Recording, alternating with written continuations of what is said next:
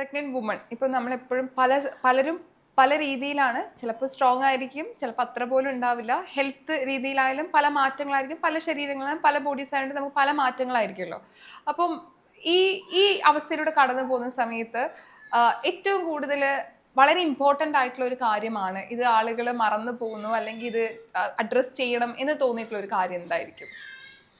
നമ്മൾ postmortem delivery അല്ലെങ്കിൽ delivery കഴിഞ്ഞതിനെ കുറിച്ച് നമ്മൾ എപ്പോഴും സംസാരിക്കും. ഡെലിവറിക്ക് മുമ്പുള്ള ഒരു പെൺകുട്ടികളെ അവസ്ഥ നമ്മൾ ഒട്ടും നമ്മൾ അഡ്രസ്സ് ചെയ്യാറില്ല. എപ്പോഴും എന്ന് പറയുന്നത് ഗർഭിണി വിശേഷമായി, ഹാപ്പി ഫേസസ്, ഇത് മാത്രമാണ്. ഓക്കെ, ഇനി എന്താ വേണ്ട, എല്ലാം ആയില്ലേ, ബായ്. പക്ഷെ ആ ഒരു ടൈമാണെന്ന് തോന്നുന്നുണ്ട് ഒരു പെൺകുട്ടികൾ ഏറ്റവും കൂടുതൽ സ്ട്രഗിൾസ് അല്ലെങ്കിൽ വിഷമങ്ങൾ അനുഭവിക്കുന്നത്. കാരണം നമുക്ക് മൊത്തത്തിൽ ഒരു ന്യൂ ആയിട്ടുള്ള ഒരു ഫേസിലേക്ക് നമ്മൾ കിടക്കുവാണ്. അപ്പം നമ്മൾ ഡിപ്രഷൻ എന്നൊക്കെ പറയില്ല. ഡിപ്രഷൻ ഇപ്പം പോസ്റ്റ്മോർട്ടം ഡിപ്രഷൻ ആകുമ്പോൾ ഡെലിവറിക്ക് ശേഷം, പക്ഷെ അതൊക്കെ നമ്മൾ സ്റ്റാർട്ടിങ്ങേ വെച്ച് തുടങ്ങുന്നുണ്ട് സത്യത്തിൽ, ഒരു ഡെലിവറിക്കൊക്കെ മുമ്പ് തൊട്ടിട്ട്.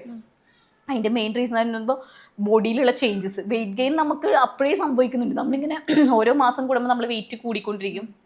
കണ്ണാടി നോക്കുമ്പോൾ നമ്മുടെ മുഖത്തിൻ്റെ ഫേസ് സ്ട്രക്ചർ മാറിയിട്ടുണ്ടാവും, ബോഡി സ്ട്രക്ചർ മാറിയിട്ടുണ്ടാവും, സ്ട്രെച്ച് മാർക്സ് വന്നു തുടങ്ങണം. അപ്പോൾ നമുക്ക് അപ്പോൾ തൊട്ടേ കൺസേൺ ഇതൊക്കെ ഇനി പോവോ, ഇതൊക്കെ ഇനി പോവില്ലേ. പിന്നെ ഉറക്കില്ലായ്മ അപ്പോൾ തൊട്ടേ തുടങ്ങും. ഞാൻ ഉറങ്ങിയിട്ടൊക്കെ എത്ര കാലമായിരുന്നു എനിക്ക് തന്നെ അറിയില്ല എന്ന് തോന്നുന്നുണ്ട്. രാത്രിയൊക്കെ ഉറങ്ങിയിട്ട് എനിക്ക് അപ്പോൾ തൊട്ടേ തുടങ്ങിയതാണ്. അപ്പം നമുക്കിങ്ങനെ വരുമ്പോൾ മാറ്റങ്ങൾ ഇനി ഒറ്റക്കുള്ളവരെ. ഇപ്പം എൻ്റെ സംബന്ധിച്ച് പാരൻസ് ഉണ്ട്, ഒറ്റക്ക് ജീവിക്കുന്നവരുണ്ടാവും, ഒരു ഹെൽപ്പിനും സപ്പോർട്ടില്ല. അപ്പോൾ അവരുടെ അവസ്ഥ എന്തായിരിക്കും, ഒന്നും പറയാനില്ല, മിണ്ടാനില്ല. ചിലപ്പോൾ ഹസ്ബൻഡ് വൈഫ് മാത്രമായിരിക്കും വീട്ടിൽ. ഹസ്ബൻഡ് ജോലിക്ക് പോയി രാത്രിയാകും വരെ, അതുവരെ വീട്ടിൽ ഒറ്റയ്ക്ക് ഇങ്ങനെ ഇരിക്കുന്ന, വോമിറ്റിംഗ് കാരണം ഭക്ഷണം ഉണ്ടാക്കാൻ പറ്റും. അപ്പോൾ നമ്മൾ ശരിക്കും അഡ്രസ്സ് ചെയ്യേണ്ടത് എനിക്ക് തോന്നുന്നത് ആഫ്റ്റർ ഡെലിവറിനേക്കാളും കൂടി ബിഫോർ ഡെലിവറി തൊട്ടിട്ടേ നമ്മൾ ശരിക്കും അഡ്രസ്സ് ചെയ്യണം. അതെന്ന് പറയുമ്പോൾ ഗേൾസിന് അതൊട്ടും ഈസി ആയിട്ടുള്ളൊരു കാര്യമല്ല. ഒരുപാട് കെയറിങ്ങും അറ്റൻഷനും ഒക്കെ വേണ്ട ഒരു ടൈമാണ് അതെന്ന് പറയുന്നത്. എനിക്ക് തോന്നുന്നു ഫാമിലി ആയാലും പാർട്ട്ണർ ആയാലും അത് കുറച്ചും കൂടെ മനസ്സിലാക്കേണ്ട ഒരു കാര്യമാണ്. അല്ലാണ്ട് ഇതൊരു ഈസി തിങ് അല്ല. ഒരു പ്രഗ്നൻസി എന്ന് പറയുന്നത് ഒട്ടും ഒരു ഈസി തിങ് അല്ല. അല്ലെങ്കിൽ അതൊരു ഹാപ്പി ആണോ, യെസ് നമുക്കൊരു കുഞ്ഞ് വരാൻ പോകുന്നത് ലോകത്തെ ഏറ്റവും സന്തോഷമുള്ള കാര്യം. പക്ഷേ ഈ സന്തോഷത്തിൻ്റെ ഒരുപാട് സങ്കടങ്ങളും ബുദ്ധിമുട്ടുകളും വേറൊരു ഭാഗത്തുണ്ട്. ഇപ്പോൾ സോഷ്യൽ മീഡിയയിൽ കുറച്ച് നാൾ മുമ്പേ പ്രസവം വളരെ സിമ്പിളാണ് എന്ന് പറഞ്ഞ് ഒരു കാര്യം ആളുകൾ ചർച്ചയാക്കിയിരുന്നു. ഒരുപാട് അമ്മമാർ അതിന് റെസ്പോൺസ് ചെയ്തിട്ടുണ്ടായിരുന്നു. എങ്ങനെയാ അസ്ലത് എങ്ങനെയാണ് കാണുന്നത്? പ്രസവം വളരെ ഈസി ഉള്ള കാര്യമാണോ? എനിക്കത് കണ്ടപ്പോൾ ചിരിയാ വന്നത്. ഓക്കെ, നമ്മൾ പറയില്ലേ നമുക്ക് അനുഭവിക്കാത്തതൊക്കെ നമുക്ക് വെറൊരു കഥകൾ പോലെ നമുക്ക് കേൾക്കാം. അത് തന്നെ ആയിരിക്കും എന്ന് പറഞ്ഞു കഴിഞ്ഞാൽ, ഞാനൊക്കെ വന്നൊരു 16 മണിക്കൂർ ലേബർ പെയിൻ അനുഭവിച്ചിട്ട് എനിക്കൊന്ന് പെയിൻ വരാണ്ട് ഇൻഡ്യൂസ് ചെയ്യിപ്പിച്ച് 16 hours ആയിരുന്നു എൻ്റെ ലേബർ പെയിൻ എന്ന് പറയുന്നത്. അതും എന്താ പറയുക, സിസേറിയനാവോ നോർമലാവോ എന്ന് അറിയാണ്ട് ഹൈ ഫീവറും ആയി, അങ്ങനെ ഭയങ്കരമായിട്ട് റിസ്ക് ഓടിയിട്ടാണ്. പിന്നെ എത്ര മരണങ്ങൾ സംഭവിക്കുന്നു ഒരു ഡെലിവറിക്ക്. അമ്മമാർ മരിക്കുന്നു, കുഞ്ഞുങ്ങൾ മരിക്കുന്നു.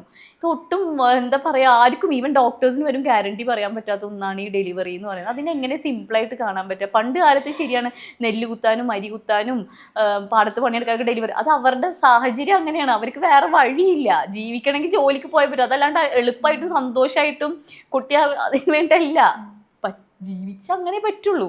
ഇപ്പോഴത്തെ കാലം അങ്ങനെയല്ല. ഇപ്പോൾ ഹോസ്പിറ്റൽസായി, നമുക്ക് ഈ മോർട്ടാലിറ്റി റേറ്റ് ഒക്കെ എങ്ങനെയാണ് ഇത് കുറയുന്നത് എങ്ങനെയാണ്? കാരണം ഇത്രയും ഹോസ്പിറ്റൽസ് ഉണ്ട്, ഡോക്ടർമാരുണ്ട്, കാര്യങ്ങളുണ്ട്. പണ്ടത്തെ ഗ്രാഫ് വെച്ചൊക്കെ എത്ര മരണങ്ങൾ ഇപ്പോൾ വളരെ വളരെ കുറഞ്ഞേക്കുന്നത് എന്തുകൊണ്ടാണ്? ഈ ഡോക്ടർമാരൊക്കെ എനിക്ക് തന്നെ അറിയാം, ഞാൻ പോകുന്ന ഹോസ്പിറ്റലിൽ എനിക്ക് തോന്നിയിട്ടുണ്ട് ഈ ഗൈനക്കോളജിസ്റ്റുകൾക്കൊന്നും ഫാമിലി ഉറക്കമൊന്നും അവർക്കില്ലേ. നമ്മൾ ഏറ്റവും കൂടുതൽ പൂവിട്ട് പൂജിക്കേണ്ടത് ഗൈനക്കോളജിസ്റ്റിനെ തോന്നുന്നുണ്ട്. കാരണം അവർ രാത്രി പുലർച്ചെ 2 മണിക്ക് 3 മണിക്ക് 1 മണിക്ക് ഒക്കെ ഇവർക്ക് കോൾ വന്ന് ഇവർ ഓടി വരുക. ഇവരെ പേഷ്യൻസിന് എന്തെന്നുള്ളത് ഓടി വരിക. അല്ലാണ്ട് അവർക്ക് ആ സമയത്ത് ആ ഹോസ്പിറ്റലിൽ 1 വയസ്സുള്ള ബേബി വരെയുള്ള ഡോക്ടർമാരുണ്ട്. അവിടെ കുഞ്ഞുങ്ങളെ അവിടെ ആക്കിയിട്ട് ഈ അമ്മമാരെ കുഞ്ഞുങ്ങളെ സേഫ് ആക്കാൻ വേണ്ടിയിട്ടാണ് അവർ ഇവിടെ വരുന്നത്. ആ സമയത്ത് നമ്മൾ അവരെ ഇൻസൾട്ട് ചെയ്യണ പോലെ ഓരോ സ്റ്റേറ്റ്മെന്റ്സ് നടത്തി കഴിഞ്ഞ് കഴിഞ്ഞാൽ, സ്ത്രീന്ന് പോട്ടെ, ഏത് ആൾക്കാർക്ക് ഒരു ഇതുണ്ടാവുക. നമ്മൾ ഏറ്റവും കൂടുതൽ റെസ്പെക്ട് ചെയ്യേണ്ട ഒരു പ്രൊഫഷനാന്ന് തോന്നുന്നുണ്ട് ഏത് ഡോക്ടേഴ്സ് ആയിക്കോട്ടെ കാര്യങ്ങൾ എന്ന് പറയുന്നത്. അപ്പം എനിക്കത് കണ്ടപ്പോൾ എനിക്കൊന്നും തോന്നിയില്ല. ഒരു വിവരമില്ലാത്ത ആൾ എന്തോ വിളിച്ചു പറയുന്ന പോലെ എനിക്ക് തോന്നിയത്. വിവരമില്ലാത്ത ആളാണോ എനിക്കറിയില്ല. ഒരു രീതിക്ക് അത് പ്രസവിച്ച് തന്നെ അറിയണം. ഇപ്പം പോയി പ്രസവിച്ച് നോക്കാനും പറയാൻ പറ്റത്തില്ലല്ലോ. പ്രസവിച്ച് തന്നെ അറിയണം, അതിൻ്റെ ബുദ്ധിമുട്ട് അറിയണമെങ്കിൽ. ഇപ്പോൾ ഓരോരുത്തരുടെ ശരീരപ്രകൃതി, പ്രത്യേകിച്ച് പെൺകുട്ടികളെ പ്രഗ്നൻ്റ് ആയി പ്രസവത്തിന് ശേഷം ഒരുപാട് മാറ്റങ്ങൾ അവരുടെ ശരീരത്തിൽ വരുമല്ലോ. പലപ്പോഴും ഇപ്പം ഈ പറഞ്ഞ കഴുത്തിലെ പാടുകൾ അല്ലെങ്കിൽ ശരീരത്തിലെ മാറ്റങ്ങൾ, വെയിറ്റ് കൂടിയത്, ബോഡി ഷെയിം ചെയ്യുന്ന സിറ്റുവേഷൻ വരെ വരാറുണ്ട്. ഇപ്പൊ സോഷ്യൽ മീഡിയയിൽ നിൽക്കുമ്പോൾ തന്നെ നമുക്ക് കമന്റ്സ് ചെയ്യാം എന്നൊരു കാര്യം, കാരണം കമന്റ്സിലൂടെ വേദനിപ്പിക്കുന്ന ആളുകളുണ്ടല്ലോ. ഇപ്പോഴും ഇത്ര 2026 ഇതിലൊരു മാറ്റമില്ലേ എന്ന് ചിന്തിക്കാറുണ്ടോ അസ്ല? അതിന് കൂടിയിട്ടേ വരുന്നുള്ളൂ എന്ന് എനിക്ക് തോന്നുന്നു. എനിക്ക് അത് കൂടുതൽ മോശമായിട്ടാണ് വരുന്നതെന്ന് തോന്നുന്നുണ്ട്. കാരണം ഡെലിവറി കഴിഞ്ഞാൽ നമ്മളെ ബോഡിക്ക് എന്തായാലും ഒരു വ്യത്യാസം വരും. അപ്പോൾ ഈ വ്യത്യാസം വരുമ്പോൾ ഓക്കെ, ഇപ്പം ഞാനൊരു ഡ്രസ്സ് ഇട്ട് എനിക്ക് കംഫർട്ടബിൾ ആയിട്ട് തോന്നുന്നു, അല്ലെങ്കിൽ എനിക്കത് കാണുമ്പോൾ ഭംഗിയായിട്ട് തോന്നുന്നുണ്ടാവും. ചിലപ്പോൾ വീഡിയോ വരുമ്പോൾ ബാക്കിയുള്ളവർക്ക് ഭംഗിയായിട്ട് തോന്നുന്നുണ്ടാവില്ല. അപ്പോൾ ഓക്കെ, ഡ്രസ്സ് ചേരുന്നില്ല കാണാൻ, പക്ഷെ ഭയങ്കര വൃത്തികേടായിട്ട് ഇപ്പം എനിക്ക് വരുന്ന കമൻസ് മാത്രമോ ജേഴ്സി പശു, the milk, full of milk, ഭയങ്കര നമുക്കൊരു വീഡിയോ ഒരു ഇതിൽ പറയാനും പോലും പറ്റാത്ത തരത്തിലുള്ള കമൻസ് വരുന്നത്. അപ്പം ഞാനിത് എങ്ങനെയാണ് ആൾക്കാർക്ക് ഇങ്ങനത്തെ കമൻസ്? ഇപ്പം അത് ഞാൻ പ്രസവിച്ചുകൊണ്ടെന്നല്ല, ഒരു സ്ത്രീനോടും പുരുഷന്മാരോടും നമ്മൾ ഒരിക്കലും അങ്ങനത്തെ കമൻസ് ഇടരുത്. എങ്ങനെ ആൾക്കാർക്ക് പറ്റുന്നേ എന്നുള്ളത്. ഞാൻ ബോഡി ഷെയ്മിങ്ങിൻ്റെ എക്സ്ട്രീം ഞാനിപ്പോൾ അനുഭവിച്ചു കഴിഞ്ഞു. എക്സ്ട്രീം അനുഭവിച്ചു കഴിഞ്ഞു. ഇപ്പം ഞാൻ മോളിൽ പോകുമ്പോൾ കുറേ പേര് എന്നോട് പറയും, വീഡിയോ കാണുന്ന പോലെയല്ല, മെലിഞ്ഞിട്ടാണല്ലോ, അത്ര ഇതില്ലല്ലോ. അപ്പോഴും എനിക്കറിയില്ല ഞാനിത് സന്തോഷിക്കണം കേൾക്കണം, കാരണം അപ്പോഴും എൻ്റെ ബോഡീനല്ലേ കമൻറ്റ് ചെയ്യുന്നത്. ട്രൂ. ഞാൻ തടിച്ചോ മെലിഞ്ഞോ അതൊക്കെ കംപ്ലീറ്റ്ലി ഇത്. അപ്പോൾ വീഡിയോ കാണുമ്പോൾ ഇങ്ങനെ, നേരി കാണുമ്പോൾ ഇങ്ങനെ, അപ്പോഴും ഒരു ജഡ്ജ്മെൻ്റ് ആണ്. അവർ നല്ല ഉദ്ദേശത്തിലാട്ടോ അത് പറയുന്നത്, സ്നേഹത്തിലാണ് എല്ലാവരും പറഞ്ഞേക്കുന്നത്. എന്നാലും എനിക്ക് ആലോചിക്കുമ്പോൾ അപ്പോഴും അവിടെ ഒരു ഇതാണ് വരുന്നത്.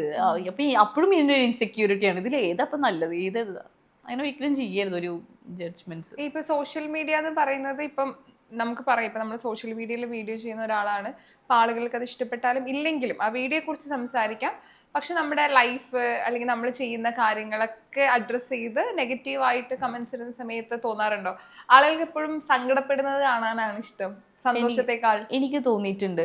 ഇപ്പം ഞാൻ ഒരുപാട് സങ്കടം പറഞ്ഞ് എൻ്റെ ബുദ്ധിമുട്ടുകൾ, വീട്ടിലത്തെ പ്രശ്നങ്ങൾ ഒക്കെ പറഞ്ഞു കഴിഞ്ഞാൽ എന്നെ സപ്പോർട്ട് ചെയ്യാൻ എത്ര പേരുണ്ടാവും. ഒരു വീഡിയോ ആണെന്നുണ്ടെങ്കിൽ ആ വീഡിയോയുടെ വ്യൂ തന്നെ ഭയങ്കര കൂടുതലായിരിക്കും. കമൻറ്റിൽ സപ്പോർട്ട് ചെയ്ത് എന്നെ ആശ്വസിപ്പിക്കാനും സമാധാനിപ്പിക്കാനും ഒത്തിരി പേരുണ്ടായിരിക്കും, കാര്യങ്ങളുണ്ടായിരിക്കും. മറിച്ച് ഇപ്പം ഞാൻ ഒരു ഷോപ്പിങ്ങോ നല്ല ഡ്രസ്സോ എന്തെങ്കിലും സന്തോഷം, എവിടെയെങ്കിലും ട്രിപ്പ് പോവോ, അല്ലെങ്കിൽ ഞാൻ കുറച്ചൊന്ന് ഡ്രസ്സൊക്കെ എൻ്റെ ഇഷ്ടത്തിനൊക്കെ ഇട്ട് കഴിഞ്ഞാൽ അതിൽ വ്യൂസൊക്കെ ചിലപ്പോൾ ഉണ്ടായിരിക്കും, പക്ഷെ അതിൽ വരുന്ന കമൻസ് ഒരിക്കലും അങ്ങനെ ആയിരിക്കില്ല. ഇവൾക്ക് പൈസയുടെ അഹങ്കാരം, അത് ഇത് ഒരുപാടായിരിക്കും. നമുക്ക് കുറ്റവും, ഇവൾക്കൊക്കെ ഇങ്ങനെ നടക്കാലോ അങ്ങനെ നടക്കാലോ ഇങ്ങനെ ആയിരിക്കും. അപ്പം എനിക്ക് തോന്നുന്നു ആൾക്കാർ കൂടുതലും, എല്ലാവരും എല്ലാം ഞാൻ പറയും, നമ്മൾ നല്ലതൊക്കെ ആഗ്രഹിക്കുന്ന ഒത്തിരി പേരുണ്ട്. പക്ഷെ ഒരു വിഭാഗം ആൾക്കാർക്ക് ഭയങ്കര ഫ്രസ്ട്രേഷനാണ് അത് കാണുമ്പോൾ, നമ്മൾ സന്തോഷമായിട്ട് ജീവിക്കുന്നതും കാര്യങ്ങളൊക്കെ കാണുമ്പോൾ. അപ്പോൾ കുറേ കാര്യങ്ങളൊക്കെ എനിക്ക് തോന്നിയിട്ടുണ്ട്. ചിലതൊക്കെ പ്രൈവറ്റാക്കി വെക്കുന്നതായിരിക്കും നല്ലത്. കാരണം നമ്മുടെ ഏറ്റവും വലിയ സന്തോഷം പങ്കുവെക്കുമ്പോൾ അതിൽ 100 കമൻറ്റ്സ് ചിലപ്പോൾ 1 or 2 ആയിരിക്കും നെഗറ്റീവ് വരുന്നുണ്ടായിരിക്കും. പക്ഷെ ആ 1 or 2 നെഗറ്റീവ് വരുമ്പോൾ നമ്മൾ മൊത്തത്തിലുള്ള സന്തോഷം ചിലപ്പോൾ ഇല്ലാതാക്കും അല്ലേ. അപ്പം നമുക്ക് കുറേ പ്രൈവറ്റ് ആണെങ്കിൽ നമ്മുടെ മാത്രം സന്തോഷമായിരിക്കും. അപ്പം നമ്മളെപ്പോഴും കമൻറ്റ് ഇടുമ്പോൾ ചിന്തിക്കണമെന്ന് വെച്ച് കഴിഞ്ഞാൽ, നിങ്ങൾക്കത് ചിലപ്പോൾ കാണുമ്പോൾ അതൊരു മോശമോ അല്ലെങ്കിൽ ഒരു കാര്യവും ഇല്ലാത്തതായിരിക്കും. പക്ഷെ അവർക്ക് ചിലപ്പോൾ അത് ഏറ്റവും വലിയൊരു കാര്യമായിരിക്കും, നമ്മളോട് ഒരു ഹാപ്പി തിങ് ആയിരിക്കും ഷെയർ ചെയ്യുന്നുണ്ടായിരിക്കും. അതിൽ കുറ്റവും കുറവും കണ്ടുപിടിക്കാതെ അവരുടെ സന്തോഷത്തിൽ പങ്കുചേരുമ്പോഴായിരിക്കും ഏറ്റവും നല്ലത്. ഇപ്പം നമ്മളൊരു കല്യാണം നടന്നു, ആ കല്യാണത്തിൻ്റെ പെണ്ണിൻ്റെ ഡ്രസ്സ് കൊള്ളില്ല, മേക്കപ്പ് കൊള്ളില്ല, പക്ഷെ അത് അവരുടെ സ്പെഷ്യൽ ഡേ ആണ്. അവരുടെ സ്പെഷ്യൽ ഡേ, അവർക്ക് ഇങ്ങനെയൊക്കെ ആയിരിക്കും ഈ ലുക്ക് ആഗ്രഹം ഉണ്ടാവുക, ഏറ്റവും ബെസ്റ്റായി പോകാനല്ലേ. അപ്പോൾ നമ്മൾ ഇത് കൊള്ളില്ല പറയുമ്പോൾ അവർക്ക് എത്ര വിഷമവും. കാരണം കല്യാണം എന്നൊക്കെ പറയുന്നത് ഒരാളുടെ സ്വപ്നവും കാര്യങ്ങളും, ഒരു വീട് പാർക്കൽ, നമുക്ക് ഇഷ്ടപ്പെടുന്ന കിച്ചൺ മോഡലായിരിക്കില്ല ഉണ്ടാക്കി വന്നത്. അപ്പോൾ അയ്യോ ഈ കിച്ചൺ പോരാ, ഈ കിച്ചൺ ഇങ്ങനെ ആവും, വേണ്ട. ഒപ്പീനിയൻസിൻ്റെ ഇതിനൊന്നും ജഡ്ജ്മെന്റ്സേ ആവശ്യമില്ല.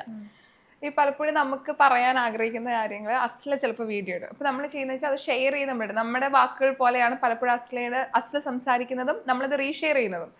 ഇന്നൊരു കാര്യം, അതൊരു മാറ്റം വരണം, ഇത്രയും വർഷമായിട്ട് ഒബ്സർവ് ചെയ്തിട്ട് ഇതുവരെ മാറ്റം വന്നിട്ടില്ല, പക്ഷെ ഈ ഒരു കാര്യത്തിൽ മാറ്റം വന്നിരുന്നെങ്കിൽ ഇങ്ങനെ ആഗ്രഹിക്കുന്ന ഒരു കാര്യമുണ്ടോ അസ്ലയെ സംബന്ധിച്ചിടത്തോളം? എനിക്ക് അങ്ങനെ ഒന്നുമില്ല. എനിക്ക് എങ്ങനെ നോക്കുകയാണെങ്കിൽ കുറേ കാര്യങ്ങൾ മാറ്റം വരണം, കുറേ കാര്യങ്ങൾ. അതിപ്പോൾ എന്തിലും ഇപ്പോൾ പറയുക, അങ്ങനെ എനിക്കിപ്പോൾ പ്രത്യേകിച്ച് ഒന്നും പറയാനില്ല. ഇപ്പോൾ സോഷ്യൽ മീഡിയ ഉപയോഗിക്കുന്നതാണെങ്കിൽ എനിക്ക് തോന്നിയിട്ടുണ്ട് കുറച്ചും കൂടിയും ആൾക്കാർ ഇപ്പം ഞാൻ കുറച്ച് ജഡ്ജ്മെൻറ്റ്, ഇപ്പം ഞാൻ പറഞ്ഞ ഒരു ട്രാൻസ്ജെൻഡേഴ്സിൻ്റെ ഒക്കെ ഒരു വീഡിയോ വന്നു എന്ന് വിചാരിക്കും, എന്തൊക്കെ കമൻസ് അതിൽ വന്നുകൊണ്ടിരിക്കും. നമ്മളിപ്പോൾ ഏത് കാലത്ത് നമ്മൾ ജീവിക്കുന്നത് അല്ല, എത്രയോ നമ്മൾ പുരോഗമനമായി. നമ്മളൊക്കെ ലിറ്ററസി ലെവലിലൊക്കെ 100% ആണെന്നൊക്കെ പറഞ്ഞിട്ട്, ലിറ്ററേറ്റ്സ് ആണെന്ന് പറഞ്ഞിട്ട് അതിൽ കമൻസ് ഒക്കെ വായിച്ചു കഴിഞ്ഞാൽ നമുക്ക് തന്നെ അറപ്പ് തോന്നുന്നില്ലേ. സോ മനുഷ്യന്മാരായിട്ട് കാണാം. അവിടെ ജെൻഡർ അല്ല, ആണോ പെണ്ണോ ട്രാൻസ്ജെൻഡറോ അങ്ങനെയല്ല നമ്മൾ വേണ്ടത്. എല്ലാവരും ഇക്വാലിറ്റി. എനിക്ക് ഇപ്പോഴും വേണ്ടത് വ്യത്യാസം വന്നില്ലെങ്കിൽ ഇക്വാലിറ്റി. ഇപ്പൊ സ്ത്രീകളെ ഞാൻ പറയൂ കേട്ടോ, പുരുഷന്മാരെ മാത്രമല്ല ഞാൻ പറയുന്നത്, ഇക്വാലിറ്റി. സ്ത്രീകളാണെങ്കിൽ പറയും എന്താ ഞാൻ ചിലപ്പോൾ റീൽസ് കാണാറുണ്ട്, പുരുഷന്മാരെക്കാൾ അടിപൊളിയാണെന്ന് കാണിക്കുന്ന പോലത്തെ സ്ത്രീകൾ, ഓക്കെ പുരുഷന്മാർക്ക് ഇത് പറ്റില്ല ഞങ്ങൾക്ക് ഇത് പറ്റും എന്ന് കാണിക്കുന്ന പോലത്തെ ഒരു ഡിഫറൻസ് ഒക്കെ കാണിക്കുന്ന പോലെ, അതിൻ്റെ ആവശ്യമില്ല. പുരുഷന്മാർക്ക് പറ്റുന്നത് പുരുഷന്മാർക്ക്, സ്ത്രീകൾക്ക് പറ്റുന്നത്. ഇക്വാലിറ്റി എന്ന് പറയുന്നത് നമ്മളതല്ല, തുല്യരായിട്ട് കാണാം. നമുക്ക് ചിലപ്പോൾ ഓക്കെ പുരുഷന്മാരുടെ ഒരു ഫിസിക്കോ അല്ലെങ്കിൽ പുരുഷന്മാർക്ക് കിട്ടുന്ന സ്ട്രോങ് ഒരു സ്ത്രീകൾക്ക് ഉണ്ടായിരിക്കണം എന്നില്ല. പക്ഷെ എന്നാൽ സ്ത്രീകൾക്ക് പറ്റുന്ന പല സാധനങ്ങൾ പുരുഷന്മാർക്കില്ല. അതൊക്കെ നമ്മൾ മനസ്സിലാക്കി അതിനാക്കി തമ്മിലടിക്കാതെ നോക്കണം. ഇത് കോമ്പറ്റീഷനാണ്. സ്ത്രീ പുരുഷനോ ഓക്കെ ഞങ്ങളാണ് മുൻപന്തിയിൽ, ഞങ്ങളാണ് ഫസ്റ്റ്, നിങ്ങളാണ് നിങ്ങൾ ഫെമിനിസ്റ്റുകൾ, ഫെമിനിസ്റ്റ് അല്ല ഫെമിനിസ്റ്റുകൾ, അങ്ങനത്തെ ഒരു ഇത്. മറ്റേ സിഗ്മ മെയിൽസ് ഒരു കാറ്റഗറി, അതിൻ്റെ ഒരു ആവശ്യമില്ല. അവിടെ ഒരു പീസ്ഫുൾ ആയിട്ട് പോയി കഴിഞ്ഞാൽ എത്ര നല്ലതാണ്. സോഷ്യൽ മീഡിയ നല്ല ചുറ്റുവട്ടം മൊത്തം. ഇപ്പം സോഷ്യൽ മീഡിയയിലെ ഓരോ വാർത്തകൾ നമ്മൾ ഞെട്ടിച്ചുകൊണ്ടിരിക്കണം ഓരോ ദിവസങ്ങൾ കഴിയുന്തോറും. ഇപ്പം ആദ്യം നമ്മൾ സംസാരിച്ചപ്പം അമ്മ കുട്ടി എന്നതിൻ്റെ ഏറ്റവും വളരെ ഇമ്പോർട്ടൻ്റ് ആയിട്ടുള്ള നിങ്ങളുടെ തമ്മിൽ അറ്റാച്ച്മെൻറ്റിനെ കുറിച്ച് പറയുമ്പോഴും നമ്മുടെ ഏതൊരു സിറ്റുവേഷനിലും നമ്മുടെ അമ്മ കൂടെ ഉണ്ട് എന്നാണ് നമ്മളെപ്പോഴും കുട്ടികളെ പറഞ്ഞു. എന്തുണ്ടെങ്കിൽ അമ്മയോട് പറയണം, ആരില്ലെങ്കിലും അമ്മ കൂടെ ഉണ്ടാവും എന്ന് പറയുമ്പോഴും കഴിഞ്ഞ ദിവസം നെടുവങ്ങാടുണ്ടായ ഇഷ്യൂ നമ്മൾ കേട്ടതാണ്. അതെ, ഒരു അമ്മയ്ക്ക് എങ്ങനെ അത് സാധിക്കുന്നു എന്നൊരു ചോദ്യം നമുക്ക് ഉണ്ടല്ലോ, ഒരു വലിയ ചോദ്യമാണ്. ഇനി അമ്മേനെ പോലെ വിശ്വസിക്കാൻ പറ്റില്ല എന്നൊരു കാര്യം. എനിക്ക് അത് ഞാൻ ആ ന്യൂസ് 2 ദിവസം മുമ്പ് കണ്ടിട്ട് എനിക്ക് സത്യമായിട്ടും അത് പറയുമ്പോൾ ഞാൻ ഓവറാക്കി, പക്ഷെ എനിക്ക് അന്ന് ഉറങ്ങാൻ പറ്റിയിട്ടില്ല വെച്ചാൽ എനിക്ക് ആ കുട്ടിയുടെ ഞാൻ ഒരു വീഡിയോ കണ്ടിട്ടുണ്ട്. ആ കുട്ടി ഒരു മണി ചാലഞ്ചിൽ 2 കൈ ഒടിഞ്ഞിട്ടുള്ള, ഞാൻ ജസ്റ്റ് കണ്ട് സ്കിപ്പ് ചെയ്തു. അപ്പോൾ കമന്റ്സ് ഒക്കെ വായിച്ചപ്പോൾ എനിക്ക് സത്യം പറഞ്ഞാൽ ചിരി വന്നു. കാരണം 2 കൈ ഇവനെങ്ങനെ ഓടിച്ചത് അമ്മ. അപ്പോൾ ഞാൻ ചിന്തിച്ചിട്ടുണ്ടോ സൈക്കിളിൽ വീണിട്ട് ഇവനെങ്ങനെ 2 കൈ ഓടി, പിന്നെ അത് വിട്ട്. പക്ഷെ ന്യൂസ് കണ്ടു കഴിഞ്ഞപ്പോൾ ഉണ്ടല്ലോ, അതിലത്തെ 51 പരിക്കുകൾ, ഒരു കുഞ്ഞ് 1.5 വയസ്സുള്ള കുഞ്ഞിൻ്റെ മേലെ 51 പരിക്കുകൾ, പിന്നെ ജനനേന്ദ്രിയത്തിൽ വരെ മുറിവ്. നമുക്കൊന്ന് ചെറിയൊരു മുറിവ് അവിടെ വന്ന് കഴിഞ്ഞ് കഴിഞ്ഞാൽ നമുക്കൊന്നും നിൽക്കാൻ പറ്റില്ല. അപ്പോൾ ഇത്രയും ഗുരുതരമായിട്ടുള്ള പരിക്ക് സിഗരറ്റ് കൊണ്ട് പൊള്ളിച്ച് എങ്ങനെ ഒരാൾക്ക് ഇങ്ങനെ പറ്റുന്നേ? ആ അമ്മ അങ്ങനെ നോക്കി നിന്നിട്ടുണ്ട്. ഓക്കെ അമ്മ ഒന്നും ചെയ്തിട്ടുണ്ടാവില്ല, നോക്കി നിൽക്കാൻ പറ്റുന്നുണ്ടെങ്കിൽ അതിനെ എങ്ങനെ അമ്മ എന്ന് വിളിക്കും? നമ്മളെന്താ കുഞ്ഞുങ്ങൾക്ക് ഏറ്റവും സേഫസ്റ്റ് ഹാൻഡ്സ് എന്ന് പറയുന്നത് അവർ അമ്മമാരെ കൈകളാണ്. അവരൊന്ന് കരഞ്ഞു കഴിഞ്ഞ് നമ്മളെ നെഞ്ചത്ത് ചേർന്ന് നമ്മളെന്ന് പാലും കുടിച്ച് അവരെ ഒന്ന് സമാധാനിക്കുക. ഇവിടെ പിശാശിന്റെ മുഖം വെച്ചിട്ടുള്ള സ്ത്രീയാണ് അമ്മ എന്ന് പറയുന്നത്. വേറൊരു പിശാശ് ആ ആള്. ഇങ്ങനൊന്നും ഞാൻ പറയാം, എത്രയോ പേര് കുഞ്ഞുങ്ങളില്ലാതെ മരുന്ന് വഴിപാടൊക്കെ ആയിട്ട് നടക്കുന്നത്. ദൈവം അവർക്ക് എന്തിനും കൊടുക്കാണ്ട് ഇങ്ങനത്തെ ആൾക്കാരെ വയറ്റിൽ ഇങ്ങനെ കുഞ്ഞുങ്ങളെ ഇതാക്കണം. ഈ കുഞ്ഞ് ജനിച്ചിട്ട് ഒരു ദിവസം പോലും അതിന് സമാധാനം ഉണ്ടായിട്ടുണ്ടാവും ഇല്ല. ഓരോ ദിവസം വേദന. ഇത് മാത്രമല്ല, ഞാൻ വേറൊരു ന്യൂസ് കണ്ടിട്ടുണ്ടായിരുന്നു ഇപ്പൊ തന്നെ. ഒരു ആള് ഒരു കുഞ്ഞിനെ 30 സെക്കൻഡ് അടിച്ചൊരു ഇത്. എങ്ങനെ പറ്റുന്ന? നമുക്കൊരു മൃഗത്തിനെ പോലും നമുക്ക് അങ്ങനെ ഇതാക്കാൻ പറ്റത്തില്ല. കുട്ടികളെ ഇങ്ങനെയൊക്കെ ചെയ്യാന്ന് പറയുന്നത്. അതിന് ഞാൻ അമ്മ എന്ന് പറയത്തില്ല കേട്ടോ, ഒരു പിശാശ് സ്ത്രീ. ഞാൻ പിശാശെന്ന് മാത്രമേ അങ്ങനത്തെ സ്ത്രീകൾ പറയുള്ളൂ. നിങ്ങൾക്ക് പറ്റിയില്ല എന്ന്. കുഞ്ഞുങ്ങളെ നോക്കാന്ന് പറയുന്നത് എല്ലാവർക്കും പറ്റുന്ന ഒരു കാര്യമില്ല. അതെല്ലാവരും മനസ്സിലാക്കണം. അത് വളരെ റെസ്പോൺസിബിൾ ആയിട്ടുള്ള, അതൊരു കമ്മിറ്റ്മെൻ്റ് ഉള്ള ഒരു കാര്യമാണ്. അതുകൊണ്ട് നിങ്ങൾ കല്യാണം കഴിക്കുകയോ കഴിക്കാതിരിക്കുകയോ കാമുകൻ്റെ കൂടെ എങ്ങനെ അയക്കുകയോ, നിങ്ങൾക്ക് പറ്റിയില്ല എന്നുണ്ടെങ്കിൽ എന്തൊക്കെ പ്രിക്കോഷൻസ് ഉണ്ട്? കോണ്ടം യൂസ് ചെയ്യുക. അത് ഞാൻ അതിലാണെന്നുണ്ടെങ്കിൽ ഗർഭമായി മറ്റേ അബോഷൻ ടാബ്ലറ്റ്സ്. ഞാൻ അബോഷനൊക്കെ എതിരുള്ള, പക്ഷെ ഇങ്ങനത്തെ സിറ്റുവേഷനിൽ ആ കുട്ടീനെ ജനിപ്പിക്കുക, അത് അബോഷൻ ചെയ്ത് ഇതാക്കുക. അല്ലാണ്ട് അതിനെ ഭൂമിയിലും കൊടുന്ന് സഫർ ചെയ്യിപ്പിക്കരുത്.